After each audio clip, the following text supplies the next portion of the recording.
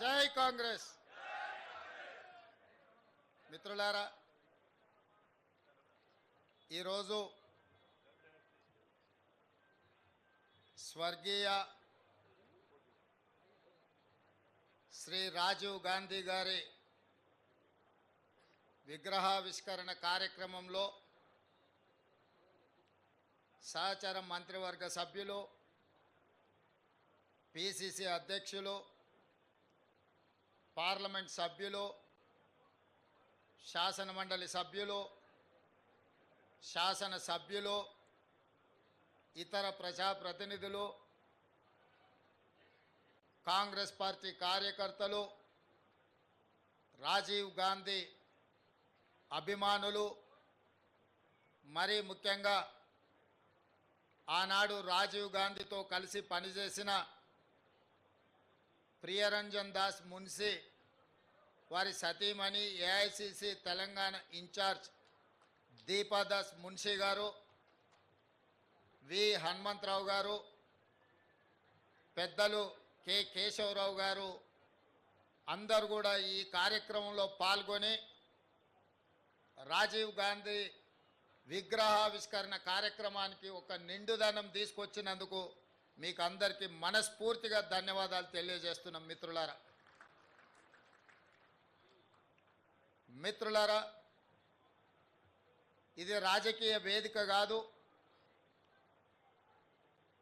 రాజకీయపరమైన అంశాలు ప్రస్తావించడం నాకు పెద్దగా ఇష్టం లేదు. కానీ జరుగుతున్న పరిణామాలు, కొంతమంది మాట్లాడుతున్న మాటలను దృష్టిలో పెట్టుకొని త్యాగం అంటే ఏందో రాబోయే తరాలకు, ఈరోజు చిల్లర మల్లరగా మాట్లాడుతున్న వాళ్లకు గుర్తు చేయాల్సిన బాధ్యత తెలంగాణ రాష్ట్ర ముఖ్యమంత్రిగా నా మీద ఉన్నది. గాంధీ కుటుంబం గురించి మాట్లాడే వాళ్లకు, అడ్డగోలుగా ఆస్తులు సంపాదించి వేల కోట్లు కూడబెట్టుకున్న వాళ్లకు, మోతీలాల్ నెహ్రూ గారు వజ్రాల వ్యాపారం చేసి సంపాదించిన వేల కోట్ల రూపాయల సంపదను జాతికి అంకితం చేసిన విషయాన్ని ఈరోజు నేను గుర్తు చేయదలుచుకున్నా. వారి వారసుడు గొప్ప బారిస్టర్ కావాలి, గొప్ప విద్యావేత్త కావాలి, గొప్ప గొప్ప చదువులు చదవాలి అని విదేశాలలో చదివించి పండిత్ జవహర్లాల్ నెహ్రూ గారిని ఒక ఉన్నత విద్యావేత్తగా తీర్చిదిద్దాలి అని వాళ్ళ తండ్రి కలలు కంటే, ఉన్నత విద్యను అభ్యసించిన పండిత్ జవహర్లాల్ నెహ్రూ గారు ఆనాడు స్వదేశానికి వచ్చి ఈ దేశాన్ని పరాయి పాలకుల నుంచి విముక్తి కలిగించాలి, రవి అస్తమించని సామ్రాజ్యం ఉన్న తెల్ల దొరలను ఈ దేశ సరిహద్దులు దాటే వరకు తరమాలి అని ఒక ఉక్కు సంకల్పంతో మహాత్మా గాంధీ గారితో కలిసి సుభాష్ చంద్రబోస్ లాంటి పోరాట యోధులను సమన్వయపరచుకొని దేశ స్వతంత్రం కోసం పోరాడటమే కాదు, 10 సంవత్సరాలు దేశ స్వతంత్రం కోసం జైల్లో మగ్గిన చరిత్ర పండిత్ జవహర్లాల్ నెహ్రూది అన్న సంగతి ఈనాడు చిల్లర మల్లర మాటలు మాట్లాడుతున్న వాళ్లకు తెలవాల్సిన అవసరం ఉన్నది. పండిత్ జవహర్లాల్ నెహ్రూ గారు స్వతంత్రం వచ్చిన భారతదేశానికి మొట్టమొదటి ప్రధానమంత్రిగా బాధ్యతలు చేపట్టినరంటే వారసత్వంతో వచ్చిన సంపద కాదు. స్వతంత్రం కోసం సర్వం త్యాగం చేసిన కుటుంబం, గొప్ప మేధావి, దూరదృష్టి కలిగిన వాడు, ఆనాడు అస్తవ్యస్తంగా 563 సంస్థానాలతో ఈ దేశం చిన్న భిన్నమై మత కలహాలలో అట్టుడుకుతున్నప్పుడు ఈ దేశానికి మొదటి ప్రధానమంత్రిగా బాధ్యతలు చేపట్టిన పండిత్ జవహర్లాల్ నెహ్రూ గారు 563 సంస్థానాలను, రాజ్యాలను భారతదేశంలో విలీనం చేయించి వాళ్ళందరినీ కూడా ఒక వేదిక మీదకి తీసుకొచ్చి ఈ దేశం యొక్క సమగ్రతను కాపాడి, ఈ దేశంలో ఆనాడు కరువు విలయ తాండవం చేస్తుంటే, అన్నమో రామచంద్రాని దేశంలో వేలాది మంది చచ్చిపోతుంటే మత విద్వేషాల మధ్యలో ఒకరిని ఒకరు చురకత్తులతో కడుపులో పొడుచుకుంటుంటే, కుత్తికలు తెగి నేల మీద పడుతుంటే,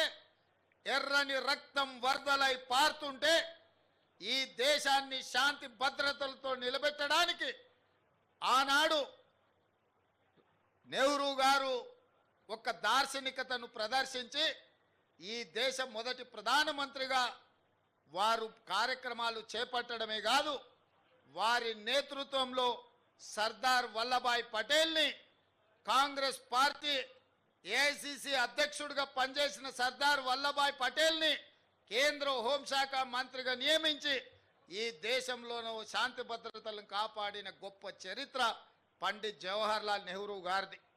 ఇదే కాదు, ఆనాడున్న కరువు, ఆనాడున్న ఆకలి కేకలు, ఆనాడు ఈ దేశం చదువుకుంటూనే బాగుపడుతుందన్న ఆలోచనతోని ఈ దేశంలో ఎడ్యుకేషన్ అండ్ ఇరిగేషన్ని మొదటి ప్రాధాన్య కింద పండిత్ జవహర్లాల్ నెహ్రూ గారు తీసుకున్నారు. ఎడ్యుకేషన్ రెవల్యూషన్, ఇరిగేషన్ రెవల్యూషన్ ఈ దేశానికి పరిచయం చేసి ఈ దేశంలో బాక్రానంగల్ డ్యామ్ నుంచి మొదలు పెడితే నాగార్జున సాగర్ డ్యామ్ వరకు, శ్రీశైలం వరకు, శ్రీరామ్ సాగర్ వరకు ఆనాటి ప్రధానమంత్రి పండిత్ జవహర్లాల్ నెహ్రూ గారు పునాదులు వేసినారు. ఈ దేశంలో పదుల కొద్ది యూనివర్సిటీలను నెలకొల్పి రీసెర్చ్లు చేయించి లక్షలాది కోట్లాది మంది విద్యార్థులు ఇవ్వాలా పీజీలు పిహెచ్డీలు చదువుతున్నారు, డాక్టర్లు లాయర్లు అవుతున్నారు, ఐఏఎస్లు ఐపీఎస్లై ఈరోజు ఈ దేశంలో పరిపాలనను ఒక దారిలో పెట్టినరు అనంటే ఆనాడు పండిత్ జవహర్లాల్ నెహ్రూ గారు ఈ దేశానికి అందించిన గొప్ప ఆలోచన, గొప్ప విద్యా విధానము, పంచవర్ష ప్రణాళిక ప్రపంచ దేశాలతోని పోటీ పడే విధంగా ఈ దేశాన్ని తీర్చిదిద్దింది పండిత్ జవహర్లాల్ నెహ్రూ గారు. అలాంటి పండిత్ జవహర్లాల్ నెహ్రూ గారు ఈ తెలంగాణ రాష్ట్రంలో ఉన్న కట్టిన ప్రాజెక్టులు ఈరోజు సజీవ సాక్ష్యంగా ఉన్నాయి.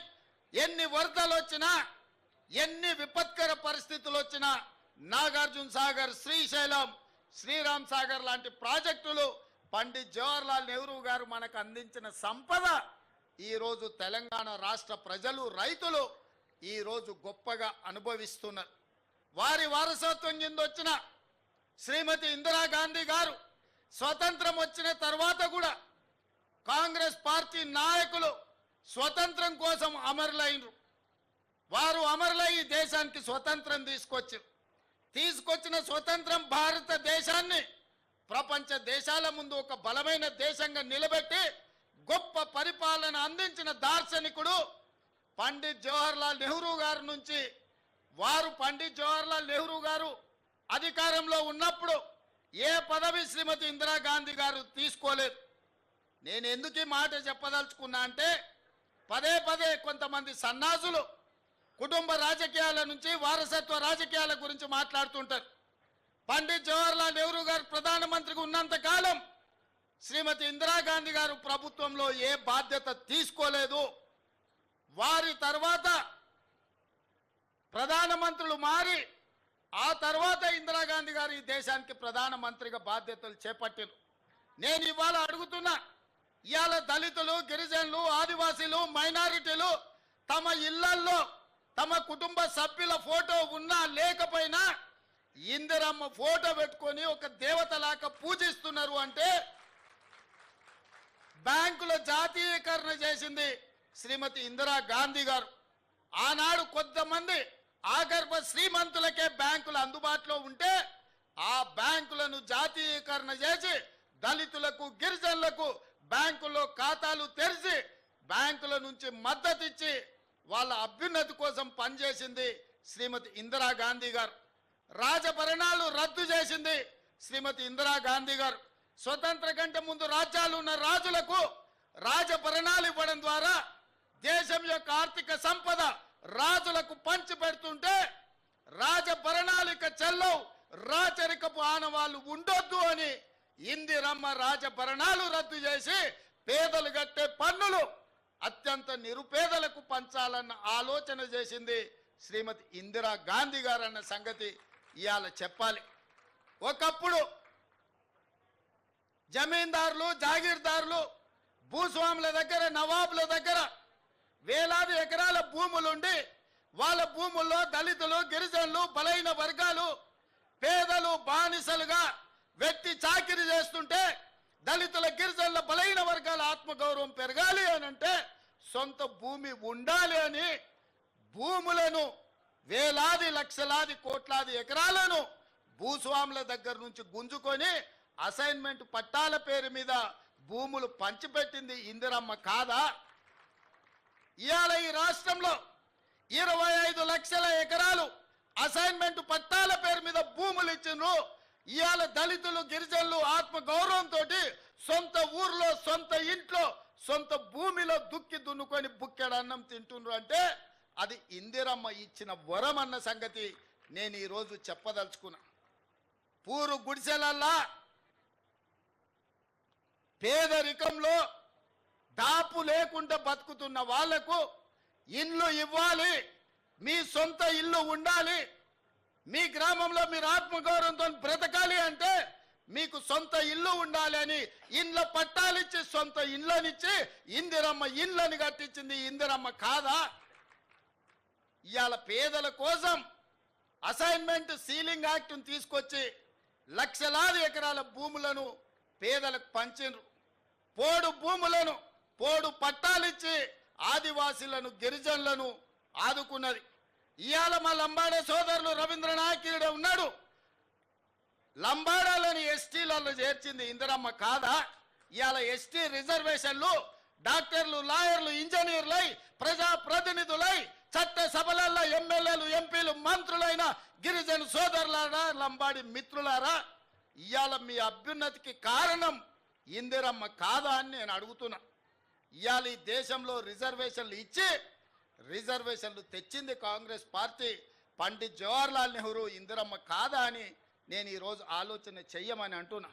అలాంటి ఇందిరమ్మ ఈ దేశ సమగ్రత కోసం, ఈ దేశ అభ్యున్నతి కోసం, ఈ దేశాన్ని ఉన్నత శిఖరాల వైపు నడిపించడానికి ఈ దేశంలో వచ్చిన ఉగ్రవాదాన్ని అణచివేస్తే ఇందిరమ్మను పొట్టన పెట్టుకున్నది ఉగ్రవాదులు కాదా? ఈ దేశం కోసం ఆఖరి శ్వాస వరకు, చివరి రక్తపు బొట్టు వరకు త్యాగం చేసింది ఇందిరమ్మ కాదా అని నేను ఈ సన్నాసులను నేను అడగదలుచుకున్నా.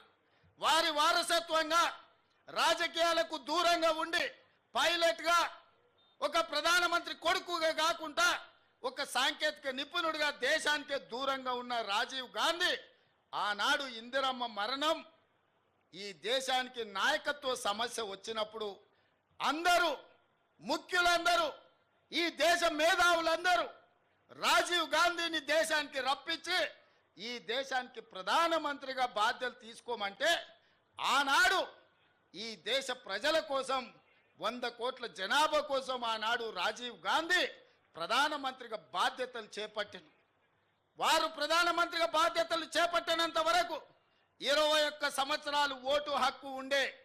కానీ దేశం యొక్క భవిష్యత్తు యువత చేతుల్లో ఉంది. సమూలమైన మార్పులు రావాలంటే, ప్రపంచంతో పోటీ పడాలంటే 21 ఏళ్లకు ఓటు కాదు, 18 సంవత్సరాలు నిండిన నూనూగు మీసాల యువకులు ఈ దేశ భవిష్యత్తును నిర్ణయించాలి. మీకు ఓటు హక్కు ఇస్తున్నామని రాజ్యాంగాన్ని సవరించి 18 ఏళ్లకే ఓటు హక్కు ఇచ్చింది రాజీవ్ గాంధీ కాదా అని ఈ సన్నాసులను, సోయిలేని వాళ్ళని నేను అడగదలుచుకున్నా.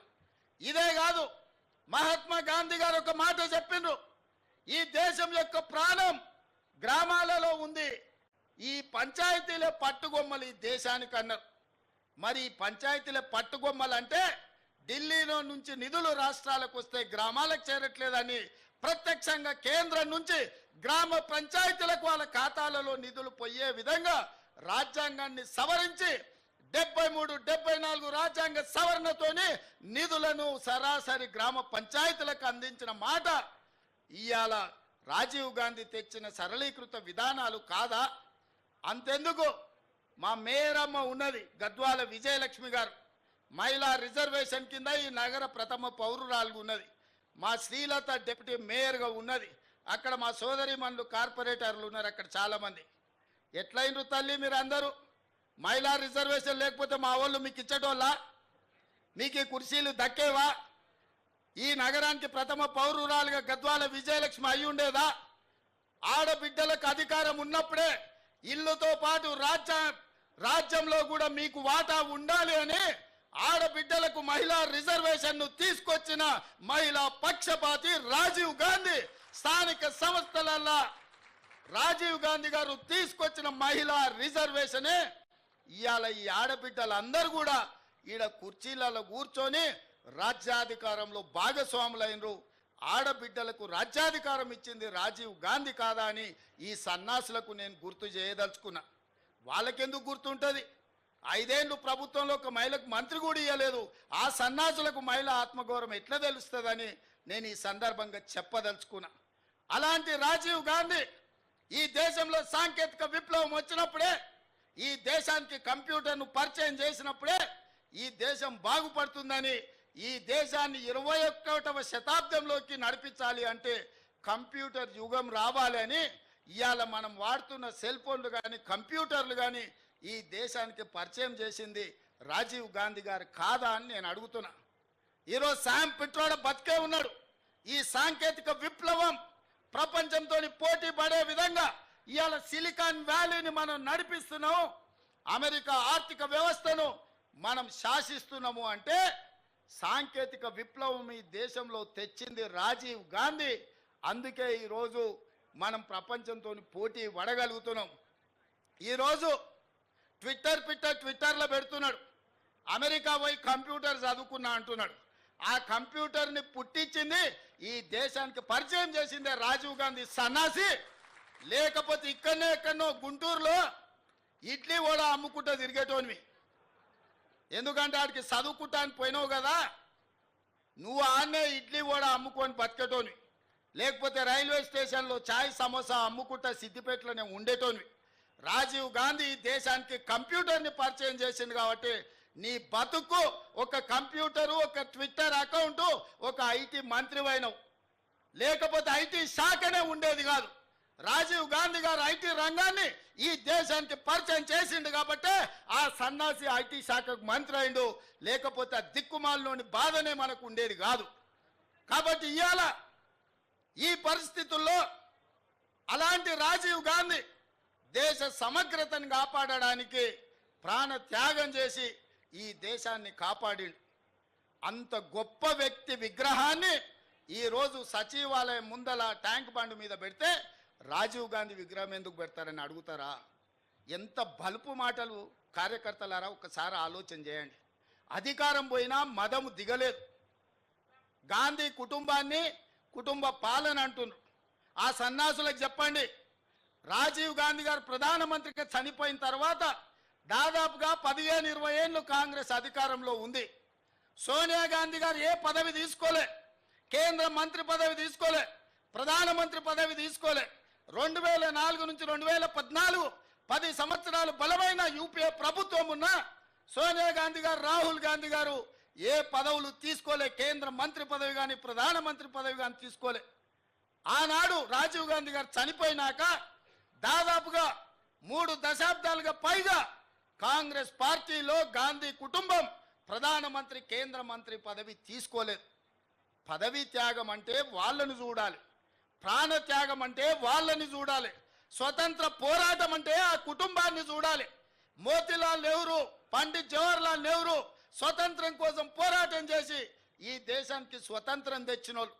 శ్రీమతి ఇందిరాగాంధీ, శ్రీ రాజీవ్ గాంధీ ఈ దేశం కోసం ప్రాణాలు త్యాగం చేసి దళిత, గిరిజన, ఆదివాసీలను ఆదుకున్న జాతి. సోనియా గాంధీ, రాహుల్ గాంధీ పదవి త్యాగం చేసి మన్మోహన్ సింగ్, పివి నరసింహారావు లాంటి మేధావులను ఈ దేశానికి ప్రధానమంత్రులుగా పరిచయం చేసింది. తెలంగాణ బిడ్డను ఈ దేశానికి ప్రధానమంత్రిని చేసింది శ్రీమతి సోనియా గాంధీ కాదా? ఇవాళ మనం గొప్పగా చెప్పుకుంటున్నాం, మన తెలంగాణ బిడ్డ, మన వంగర బిడ్డ ఈ దేశానికి ప్రధానమంత్రి అయిన. ఎట్లయినా శ్రీమతి సోనియా గాంధీ గారు ఆనాడు పివి నరసింహారావు గారిని ఈ దేశానికి ప్రధానమంత్రిగా చేయలేదా? మన్మోహన్ సింగ్ను ఆర్థిక మంత్రిగా చేయలేదా? ఈ దేశానికి ప్రధానమంత్రిగా చేయలేదా? పదవీ త్యాగం అంటే సోనియా గాంధీ గారిది, రాహుల్ గాంధీ గారిది. మరి ఈ సన్నాసులదేందా? అయ్యి ఉండంగానే అయ్యో ముఖ్యమంత్రి, కొడుకు ఐటీ మంత్రి, అల్లుడు సాగునీటి పారుదల శాఖ మంత్రి, బిడ్డ ఎంపీ, సడ్డకుని కొడుకు రాజ్యసభ. దుర్మార్గులారా, రాష్ట్రాన్ని దోసుక తిని పదవులని పంచుకొని వందలాది ఎకరాల ఫామ్ హౌజులు కట్టుకొని మీరు గాంధీ కుటుంబం గురించి మాట్లాడతారా? గాడిదకి ఏం తెలుసు గంధం చెక్క వాసన అని పెద్దోళ్ళు ఎప్పుడో చెప్పారు. ఈ గాడిదలకు తెలుసా గాంధీ కుటుంబం గురించి అని నేను అడగదలుచుకున్నా. ఆనాడు చాకలైలమ్మ ఒక్క మాట చెప్పింది, గడీలలో గడ్డి మొలవాల్సిందే అని. సాయుధ రైతాంగ పోరాటం గడీలలో గడ్డి మొలిసింది, గడీలు బద్దలై ప్రజాస్వామిక పాలన వచ్చింది. ఇవాళ నేను చెప్తున్న బిడ్డ, మీ ఫామ్ హౌజులలో జిల్లేళ్ళు మొలిపిస్తా. మీరు అనుకుంటురేమో మీరు అడ్డగోలుగా మాట్లాడితే కాంగ్రెస్ పార్టీ కార్యకర్తలు రేవంత్ రెడ్డి చూసుకుంటూ ఊరుకుంటాడేమని ఇవాళ చెప్తున్న రాజీవ్ గాంధీ సాక్షిగా సచివాలయం ముందల బిడ్డ, మీ ఫామ్ హౌజులలో జిల్లేళ్ళు మొలవాలి. ఫామ్ హౌజులలో మీరు జీవిస్తున్నాం, మా ఫామ్ హౌజులు మమ్మల్ని కాపాడుతాయేమని మీ ఫామ్ హౌజులలో జిల్లేలు మొలిపించే వరకు కాంగ్రెస్ పార్టీ కార్యకర్తలు ఎవరు విశ్రమించబోరనే సంగతి నేను చెప్పదలుచుకున్నా. అందుకే మిత్రులారా, ఈడ తెలంగాణ తల్లి విగ్రహం పెట్టాలనుకున్నాడంట. నేను అడుగుతున్నా దిక్కుమాలినోని, తెలంగాణ తల్లి విగ్రహం పెట్టడానికి 10 ఏళ్ళు పడతాదే? 1000 ఎకరాలలో ఫామ్ హౌస్ కట్టుకున్నావు నువ్వు, 100 ఎకరాలలో వాడు జన్వాడల ఫామ్ హౌస్ కట్టుకున్నాడు, 10 ఎకరాలలో శత్రు దుర్భేదమైన ప్రగతి భవన్ పేరు మీద గడిని నిర్మించుకున్నావు. వాస్తు సక్కయలేదని నీ కొడుకు సంకనాకనికి పోతున్నాను సచివాలయం కట్టుకున్నావు. 1,00,000 కోట్లు దిగమింగిన కాళేశ్వరం కట్టినవు. ఇవాళ తెలంగాణ తల్లి పెట్టడానికి 10 ఏళ్ళు సరిపోలేదా? 10 సంవత్సరాలైనా తెలంగాణ తల్లిని పెట్టలేదు. నేను ఇక్కడ రాజీవ్ గాంధీ గారి విగ్రహం అనగానే అయ్యో అయ్యో అని గుండెలు బాదుకొని అక్కడ తెలంగాణ తల్లి విగ్రహం పెట్టాలనుకున్నాడట. 10 ఏళ్ళు ఏ గాడిద పండ్లు తోయినామని నేను అడుగుతున్నా. ఇక్కడ తెలంగాణ తల్లి విగ్రహం మేము పెట్టొద్దన్నమా? ఆ సన్నాసి సొంత విగ్రహం పెట్టుకుందామని ఇది రిజర్వ్ చేసి పెట్టుకున్నాడు. ఆ సన్యాసికి ఆ పక్కన బుద్ధుడు, ఈ పక్కన బుద్ధిలో నన్ను పెట్టుకోవాలని వాళ్ళ ఆలోచన. అట్లాంటి సన్యాసుల కోసం అమరవీరుల స్తూపం ఒక పక్కన, గౌతమ బుద్ధుడు ఇంకొక పక్కన, పివి నరసింహారావు గారు ఆ పక్కన, ఆ పక్కనే శ్రీమతి ఇందిరాగాంధీ గారు రాష్ట్రానికి పరిపాలన అందించే గుండెకాయ లాంటి ఇక్కడ దేశం కోసం ప్రాణాలు అర్పించిన రాజీవ్ గాంధీ గారి విగ్రహం సముచితం కాదా? మీరు ఒక్కసారి ఆలోచన చేయండి మిత్రులారా.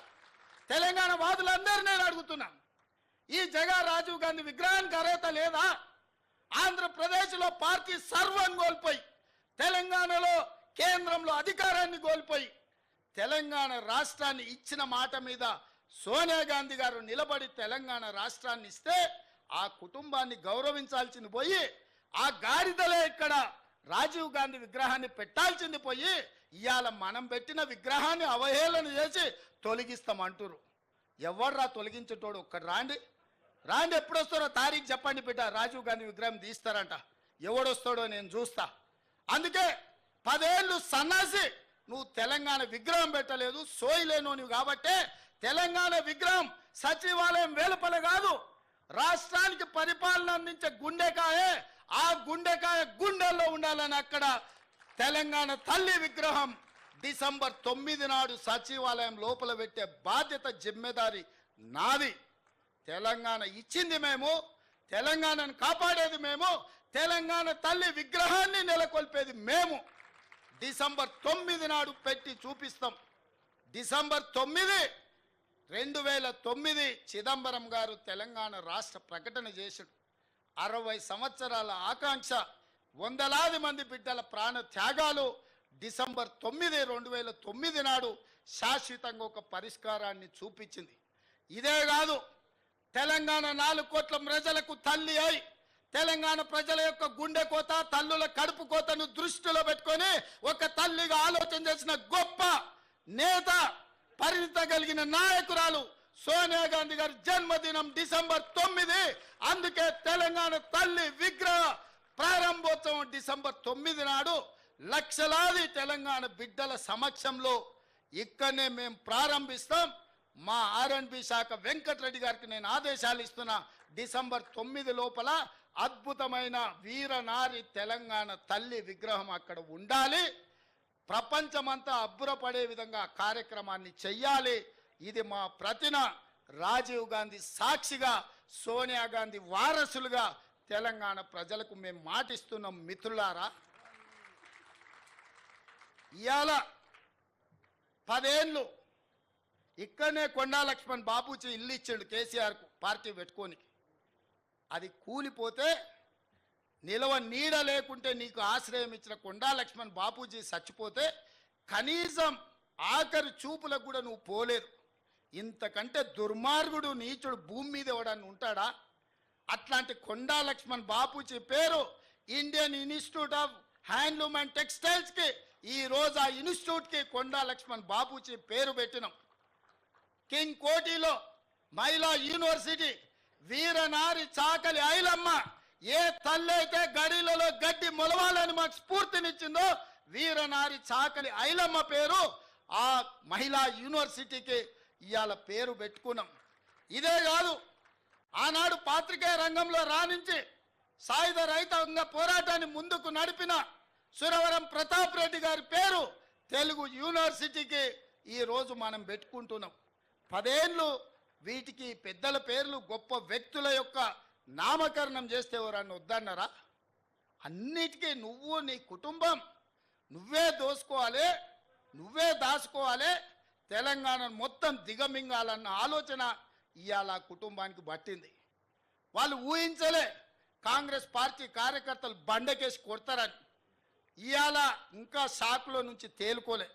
రెగ్యులర్గా ఆయనకు షాక్ ట్రీట్మెంట్స్ జరుగుతున్నాయి ఫామ్ హౌస్లో. ఎందుకంటే అతనికి వాస్తవం అర్థం కావట్లేదు. అధికారం పోయింది, ప్రజాపాలన వచ్చింది, గడీలు బద్దలైపోయినాయి, ఇవాళ వాళ్ళ బతుకులు దివాలా తీసినాయి అన్న సంగతి ఆయనకు అర్థం కావడానికి కొంత సమయం పడుతుంది.